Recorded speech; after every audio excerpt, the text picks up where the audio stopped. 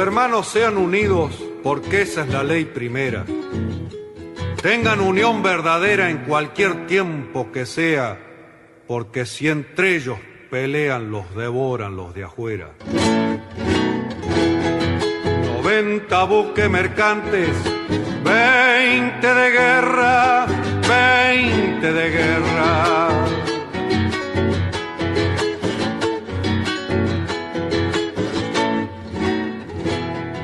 Vienen pechando arriba las aguas nuestras, las aguas nuestras.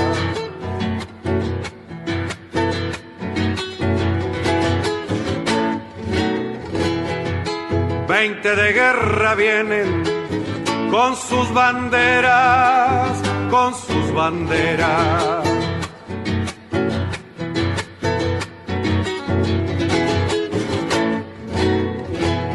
La pucha con los ingleses, ¿quién los pudiera? ¿Quién los pudiera? Que lo tiro a los gringos, un y gran 7, navegar tantos mares, venirse al cohete, que digo venirse al cohete. Con los acordes y el canto de la vuelta de Obligado, triunfo tradicional, con letra de Miguel Brascó e interpretado por Alberto Merlo, hoy, 9 de marzo, damos comienzo al programa 313 de Obligados a Volver, programa que se transmite todos los miércoles y sábados a las 18 horas por nuestra página en Facebook, Obligados a Volver, programa radial. Obligados a Volver, un análisis de la realidad argentina y mundial, desde nuestra mirada que es nacional, popular, democrática, feminista, latinoamericanista, ambientalista y plurinacional. Obligados a volver, porque como dijo el general San Martín, cuando la patria está en peligro, todo está permitido excepto no defenderla. Recordando y reivindicando además nuestras consignas fundacionales: lealtad a Perón, Cristina Conducción. Dirección Norberto Raful y Consejo de Columnistas y Asesores. Locución, quien les habla, Irene Ring. En la operación técnica, Nicolás Rearte. A continuación, Norberto nos comentará, como suele hacerlo, el temario de nuestro programa de hoy. Buenas tardes, Norberto. Buenas tardes, Irene. Buenas tardes a todos, todas y todes los oyentes de Obligados a Volver. Programa número 313, que corresponde al miércoles 9 de marzo, y como es habitual lo organizamos en dos bloques. El primer bloque se inicia con las efemérides históricas que prepara Edgardo Margiota, y luego, alterando un poco nuestra programación habitual y rindiendo homenaje al Día Internacional de la Mujer que se celebró ayer, la columna de género de Alejandra Benaglia, que no solo se va a referir también a ese tema, sino a los hechos de actualidad de la columna. Le sigue la columna de Carlos Olubica, de Política Nacional, y cerrando el bloque, la de Economía Política de Jorge Mancinelli y su análisis del acuerdo con el Fondo Monetario Internacional.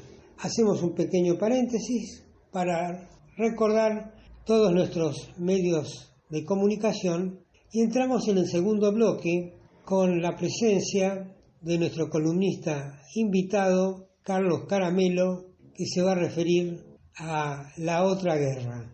A continuación, la columna de Hábitat y Vivienda de Silvia Agostinis con este título: Caballito, no al negociado de nuestro barrio. Le sigue la columna de Ambiente de Silvia Olivero Dieto, que hoy presenta deuda climática y ecológica. Finalmente, cerrando el bloque y el programa, el tema musical de RS Positivo, Cuidemos el Planeta. Dicho esto, ¿qué te parece, Edgardo, si arrancás con tu columna? Conocer el pasado para iluminar el presente y construir el futuro. Efemérides correspondientes a la semana que se inicia. 11 de marzo de 1949 se sanciona la nueva Constitución que será proclamada y jurada el 16 de marzo. En su preámbulo ratifica la irrevocable decisión de construir una nación socialmente justa, económicamente libre y políticamente soberana. Se incorporan a la parte dogmática los derechos del trabajador, de la familia, de la ancianidad y de la educación y la cultura. También se amplían los derechos políticos, estableciendo el voto directo del pueblo en la elección del presidente y vice, y otorgando ese derecho a los ciudadanos que habitan en los 9 territorios nacionales y que durante casi 100 años no habían podido ni siquiera elegir electores para el colegio electoral. 11 de marzo de 1973. Amplia victoria peronista en los comicios con la fórmula Héctor Cámpora, Vicente Solano Lima, fórmula del Frejuli, Frente Justicialista de Liberación, obteniendo el 49,53% de los votos. De acuerdo con las reglas electorales impuestas por la dictadura en el Estatuto Fundamental Temporario de 1972, el resultado obligaba a una segunda vuelta electoral contra la fórmula de la UCR encabezada por Balbín, que había obtenido un escaso 21,29%. Viendo que era imposible revertir esa diferencia, el 30 de marzo, Balbín reconoció la victoria de Cámpora y anunció que se retiraba del balotaje. La intención del gobierno militar de forzar un balotaje entre el peronismo y cualquier otra fuerza quedaba frustrada por los votos, y Lanusse no tuvo más que aceptar la retirada de Balbín y declarar a Cámpora presidente. 13 de marzo de 2013, Bergoglio es elegido papa y él elige ser Francisco, desarrollando un pontificado a favor de los más pobres, con duras críticas a la sociedad capitalista desde una perspectiva cristiana y sumamente aferrada a la doctrina social de la Iglesia. Deja en claro su compromiso por la paz y se muestra aliado con los movimientos populares. Promueve importantes reformas vaticanas en los manejos económicos, pedofilia, modos de gobierno, machismo clerical. Ha buscado el acercamiento de las grandes religiones y el diálogo interreligioso. Sus encíclicas Laudato Si de 2015 y Fratelli Tutti del 2020 constituyen dos textos extraordinarios del magisterio papal. Todo esto le ha valido ataques y resistencias e incluso en la propia Iglesia Católica.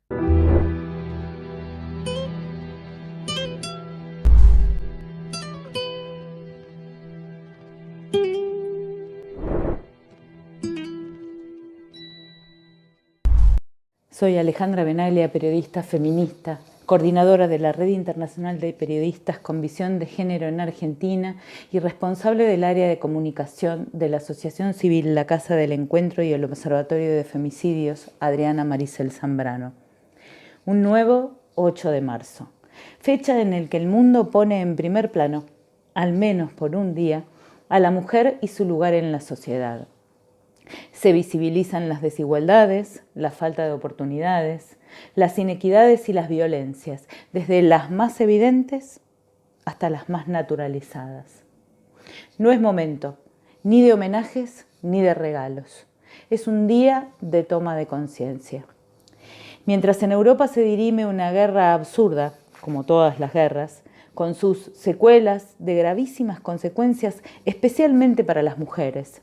Violaciones y trata son algunas de ellas. Acá, En Argentina, donde la deuda externa opera como una amenaza concreta para la economía, salud e integridad de las mujeres, las denuncias por violación van en preocupante ascenso. La violación grupal acaecida hace unos días atrás en plena luz del día en un barrio turístico de la ciudad de Buenos Aires, a la que se suman hechos similares en diferentes lugares del país, aunque menos difundidos en un sistema centralista donde las noticias parecen darse exclusivamente en la capital federal, nos exige una reflexión acerca del lugar que ocupan las mujeres y las diversidades en el tratamiento de la violencia en los medios de comunicación. Si bien el 8 de marzo, como ya dije, no es un día de festejo, sino de interpelación sociocultural, creemos como periodistas que la reflexión este año más que nunca debería ir por la necesaria responsabilidad en el tratamiento de estas noticias y el repudio hacia la irresponsabilidad de algunos profesionales de la comunicación y a los medios que las y los sostienen, que livianamente victimizan, revictimizan, cosifican y pretenden tomar en sus manos un rol de justicia que no les corresponde, logrando en la sociedad, deliberadamente o no, reafirmar el poder patriarcal del que somos rehenes desde siempre. El efectivo cumplimiento de la ley de cupo laboral trans y de la ley de paridad de género en los medios de comunicación y la formación permanente en perspectiva de género son algunas de las herramientas necesarias para cambiar al menos la forma de comunicar estos hechos. Seguramente de esta manera el periodismo contribuirá a socavar el poder patriarcal, verdadero responsable de tantos males del que las mujeres y disidencias somos víctimas desde hace siglos. Lo único que celebramos las mujeres en estas fechas como el 8 de marzo, el 3 de junio o el 25 de noviembre es que tomamos las calles para denunciar este tratamiento, que estamos unidas, que no queremos regalos ni felicitaciones, simplemente queremos que no nos maten, que no nos acosen, que no nos violen, que nos den las mismas oportunidades, que tengamos los mismos accesos a la educación, a la salud y no debamos explicar continuamente nuestras capacidades.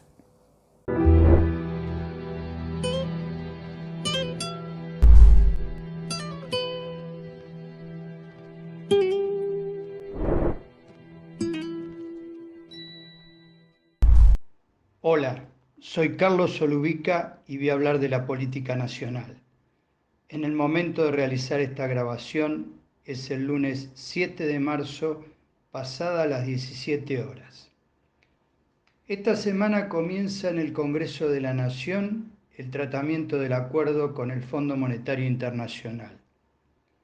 En realidad sería más correcto decir del refinanciamiento de la deuda escandalosa que nos dejó Macri con la complicidad del fondo, porque el acuerdo lo hizo él, en 5 minutos, como le gusta decir, no nuestro gobierno que debió y debe lidiar con esa herencia nefasta. Nuestro gobierno y todo el pueblo argentino que, encima, tenemos que escuchar a los terroristas del macrismo que nos dejaron esta bomba de tiempo, adjudicarnos esa intención a nosotras y nosotros. ¿O acaso nos quieren hacer creer seriamente que pagar 19.000 millones de dólares este año y 20.000 el próximo era factible? Claro, pedirles seriedad es como pretender que el olmo nos diera peras. Fue producto de una iniciativa del gobierno del Frente de Todos, mediante una ley votada con amplio consenso en el Parlamento, que la decisión sobre aprobar o no este refinanciamiento esté en manos de los y las diputadas y diputados y los y las senadoras y senadores nacionales. Exactamente lo contrario a la decisión casi unipersonal de Mauricio Macri cuando contrajo esta deuda impagable. Como es lógico por la magnitud del problema y las consecuencias de lo que se resuelva, se ha producido un intenso y áspero debate dentro del oficialismo y de la oposición, con posiciones enfrentadas en ambos sectores que intentan resolverlas sin llegar a una fractura. En el frente de todos, porque debemos seguir gobernando y resolviendo problemas tal como fue la promesa electoral, además de mantener en pie las expectativas de pelear con chances la continuidad en 2023. En Juntos por el Cambio, porque ya son varios los que se están probando el traje presidencial y saben que separados no tienen posibilidades, ninguno de ellos o ellas. Cuando hablan con el caradurismo que los caracteriza de la bomba de tiempo que le quedaría al próximo gobierno, es porque ya se ven colocándose la banda presidencial. Como siempre, están almorzando la cena. La oposición cambiemita está buscando una fórmula que les permita votar en una sola dirección, evitando en lo posible el papelón que hicieron en la Asamblea Legislativa, cuando se levantaron los del PRO y se quedaron los radicales y los lilitos. Al momento de hacer esta columna, no sé si lo han logrado todavía. Parece descartada la postura de máxima de Macri y Bullrich de no permitir el quórum o votar en contra. Un sector de los radicales y la coalición cívica se oponen tajantemente a cualquiera de esas dos alternativas. La abstención o el voto a favor al refinanciamiento, pero no al programa económico que lo acompaña, son las opciones que se barajan. Esta última parece ser la que está prevaleciendo, aunque algunos advierten la inconsistencia de apoyar el refinanciamiento, pero no las medidas que lo sostendrían. Una verdadera curiosidad que se plantea en este punto. Los que quisieran votar en contra del refinanciamiento del acuerdo de Macri, tanto en la oposición como en el oficialismo, explican su postura con argumentos diametralmente opuestos. Unos porque dicen que el programa no contiene los ajustes que consideran imprescindibles: reforma laboral, previsional, privatizaciones, eliminación del déficit fiscal ya y todas las recetas conocidas y fracasadas del neoliberalismo. Y los otros porque creen que el programa conlleva un ajuste económico y social. Alguna de las dos partes se equivoca, al menos en lo fundamental, o tiene solamente una parte de la razón, pero no toda la razón. El Frente de Todos, por su lado, presenta también sus matices bastante marcados y sus propios dilemas. La Cámpora, en boca de Máximo Kirchner, que incluso renunció a la presidencia del bloque, y de otros y otras de sus integrantes, manifestó estar en contra de lo acordado por el gobierno. Pero el ministro del Interior, Eduardo Guado de Pedro, miembro connotado de esa agrupación, se manifestó a favor porque dijo: con el acuerdo evitamos una catástrofe económica. Cristina no se ha pronunciado públicamente, pero Alicia Kirchner saludó en su momento el principio de acuerdo con el FMI. Otros dirigentes indiscutiblemente kirchneristas, como Axel Kicillof y Agustín Rossi, se manifestaron abiertamente a favor del entendimiento.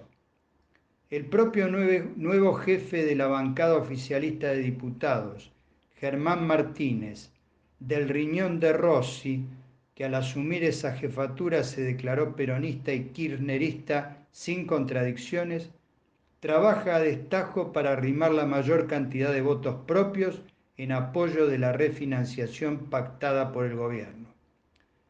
Este poroteo tendrá su hora de la verdad en el momento de emitir dictamen en las comisiones de Presupuesto y Hacienda y de Finanzas, y fundamentalmente cuando se trate en el recinto. Más allá del resultado de la votación, lo que no debemos perder de vista es la querella criminal contra los responsables de este endeudamiento: Macri, Duhovne, Caputo, Sturzenegger y Sandleris. Una causa iniciada por la Procuración del Tesoro a instancias de Alberto Fernández hace casi un año, y que no parecía avanzar demasiado hasta que, llamativamente, el presidente de la Nación dijo en su discurso ante la Asamblea Legislativa que la eventual aprobación del acuerdo de refinanciación de la deuda no significaba desistir de la acusación contra los funcionarios macristas.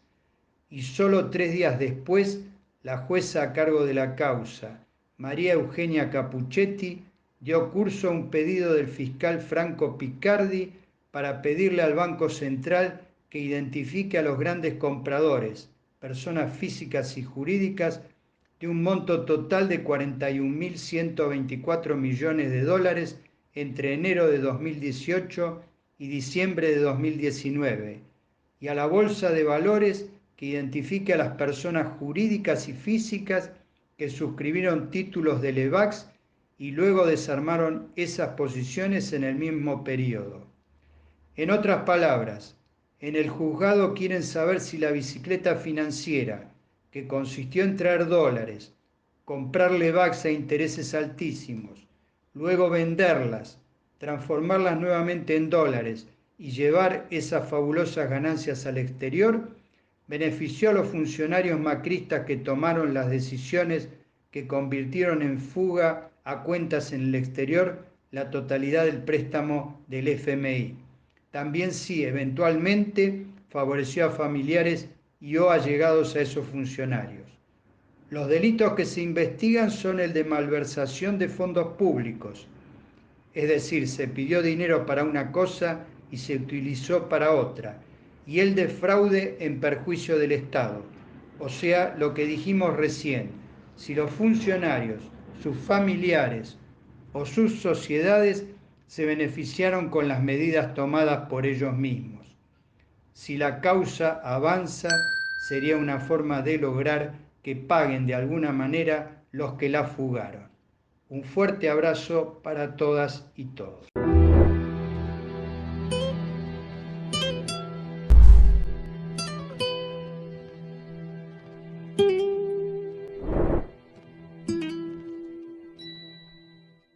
La batalla que se le presenta a la Argentina. La deuda con el Fondo Monetario Internacional es hija del macrismo, linaje que tiene la deuda que tomó su gobierno con fondos de inversión y endeudamiento de privados que no se correspondió con el crecimiento de la economía y el empleo. Durante el macrismo, el ingreso de divisas por deuda pública, privada e inversiones especulativas de portafolio sumó 100.000 millones de dólares. Cuando los fondos de inversión privados le dijeron a Macri: no te prestamos más porque las cuentas nos dicen que no podés pagar lo que recibiste, huyó al Fondo Monetario Internacional, que le otorgó un préstamo por 57.000 millones de dólares, de los que recibió 44.000 millones a devolver en 3 años. La Argentina se endeudó con el exterior, es decir, en dólares, durante el gobierno macrista en 144.000 millones de dólares.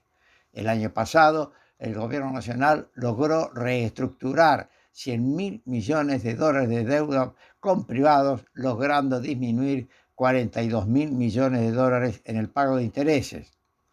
Mercedes Marcó del Pon, directora de la Administración Federal de Ingresos Públicos, AFIP, en declaraciones públicas explicó que la deuda es hija de las políticas de desregulación cambiaria, financiera y comercial que implementó el gobierno de Macri.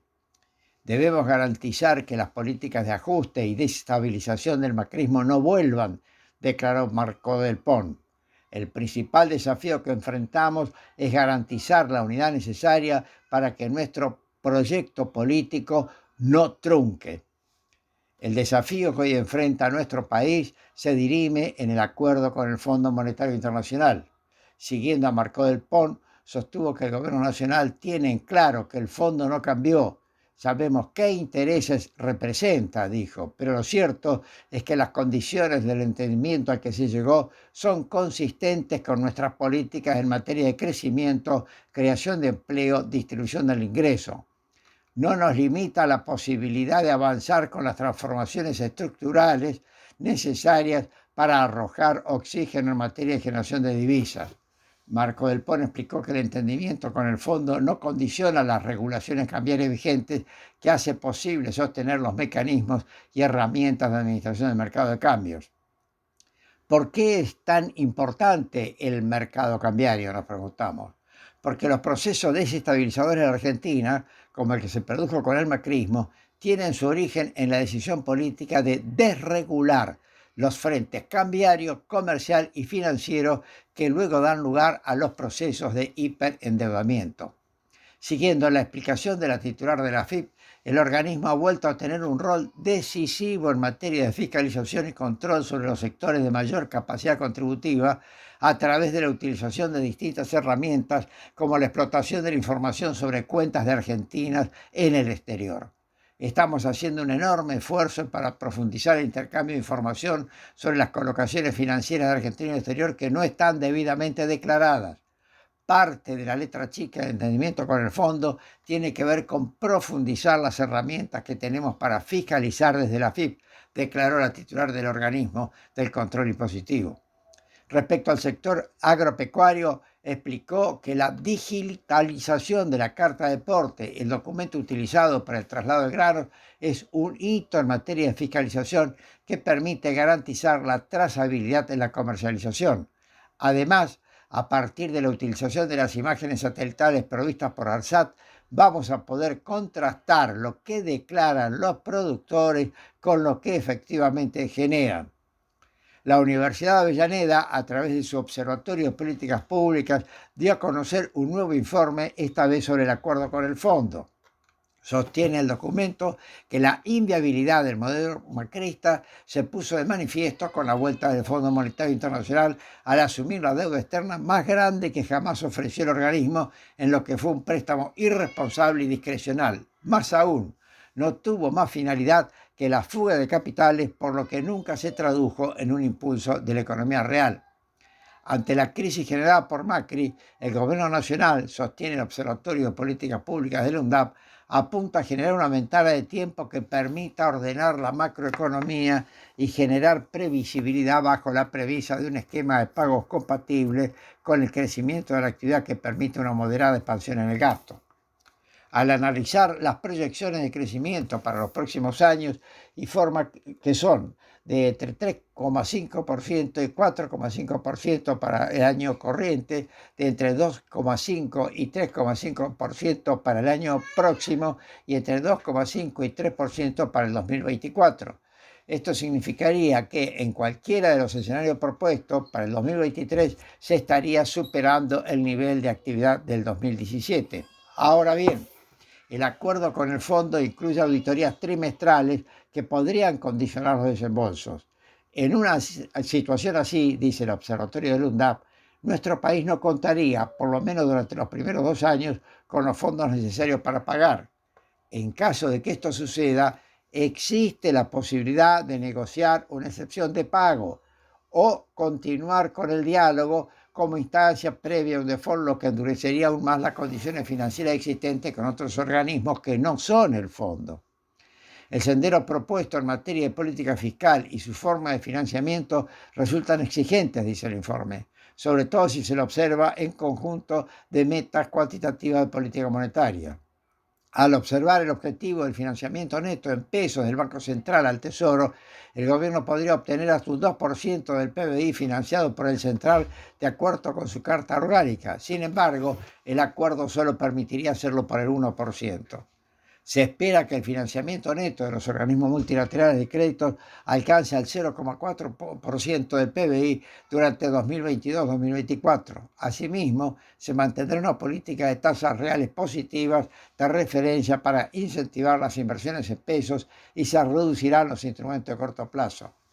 La reducción gradual y planificada de los subsidios a la energía en el 2022 podría incidir el 0,6% del Producto Interno Bruto.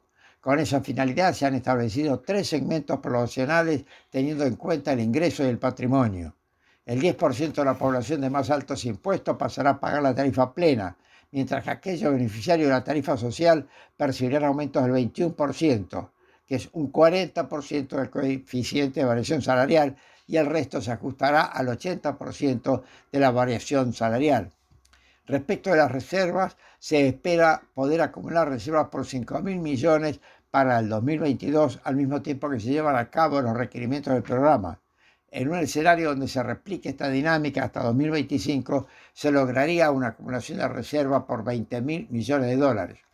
Destacamos el enfoque que da el informe al Acuerdo de Facilidades Extendidas, que tiene por finalidad cubrir los vencimientos hasta el 2024 con nuevos desembolsos del fondo. Es decir, se asume una nueva deuda por el monto que implica los pagos de los próximos 2 años y se establece un plan de pagos de 4 años y medio a 10 años desde el momento que se realice cada nuevo desembolso. Se conforma así un esquema de pagos más equilibrado que el acuerdo stand-by del 2018 y se comenzaría a pagar en 2026, finalizando los pagos para el 2034.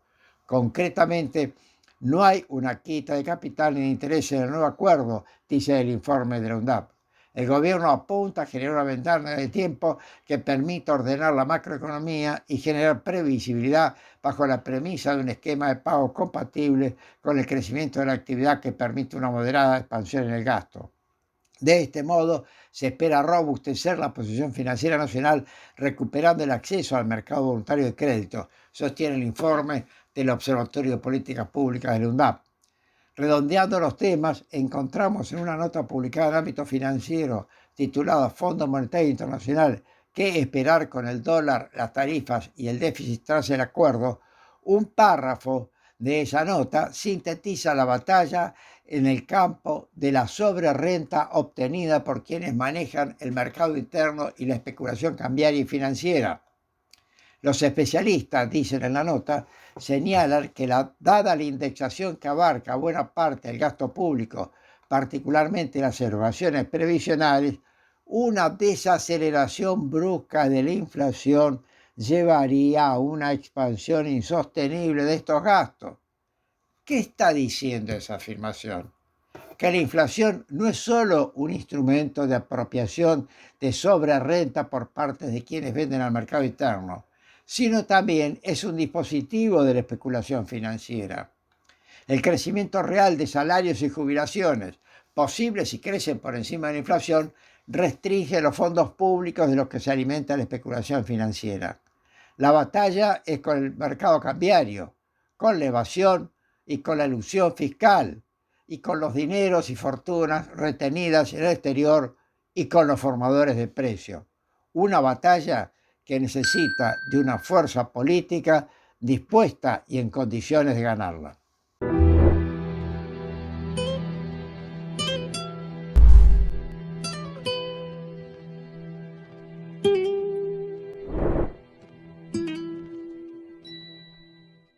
Obligados a Volver se solidariza con Milagro Sala, injustamente detenida desde enero de 2016.